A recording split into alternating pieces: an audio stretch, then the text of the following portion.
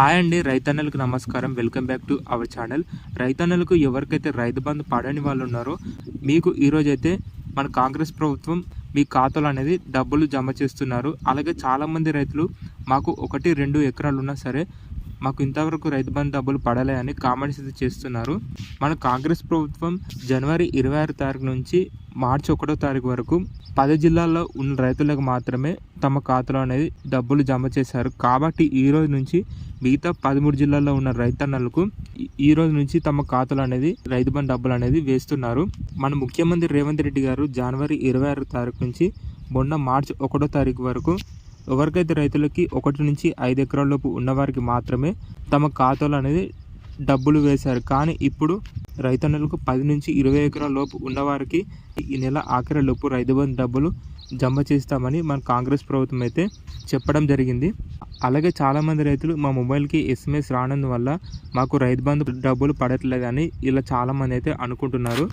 మీ ఖాతాలో రైతు బంధు డబ్బులు పడ్డాయో లేదో క్లారిటీగా తెలుసుకోవాలంటే మీరు మీ దగ్గరలో ఉన్న మీ బ్యాంక్ వెళ్ళి మీ ఖాతా బ్యాలెన్స్ని అయితే కరెక్ట్గా చెక్ చేసుకోవాల్సిందే.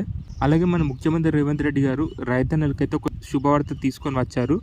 అదేంటంటే పోయిన నెల జనవరి 26 తారీఖు రోజున కమిటీ మీటింగ్లో మన ముఖ్యమంత్రి రేవంత్ రెడ్డి గారు ఏదైతే చెప్పారో రైతులకి రైతు బంధు పడాలంటే మీరు మీ వ్యవసాయ భూమిలో ఏదో ఒక పంట వేయాల్సిందే అని చెప్పారు. కానీ ఇప్పుడు రైతన్నలను దృష్టిలో పెట్టుకొని ఒక నిర్ణయం అయితే తీసుకున్నారు.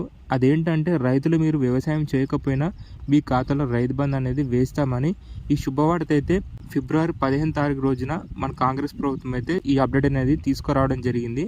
మన ముఖ్యమంత్రి రేవంత్ రెడ్డి గారు తెలంగాణలో ఉన్న 28 లక్షల రైతన్నలకు 1,74 కోట్ల రైతు బంధు డబ్బులు అనేది విడుదల చేశారు.